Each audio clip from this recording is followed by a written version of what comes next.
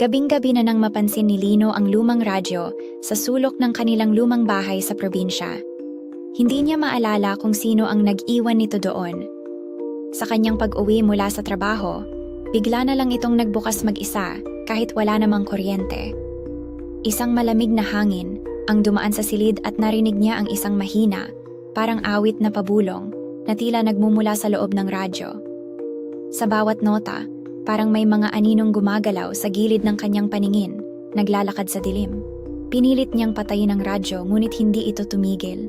Lalo pang lumalakas ang boses, nagiging malinaw ang mga salitang, "Tumingin ka sa likod mo." Napako siya sa kinatatayuan, nanginginig ang mga kamay at puso. Dahan-dahan siyang lumingon at bumungad sa kanya ang isang babaeng nakaputi. Duguan ang mukha, nakangiti ng malaki habang umaawit ng parehong misteryosong himig. Saglit lang ang kanyang presensya, ngunit sapat na para tumigil ang puso ni Lino sa takot.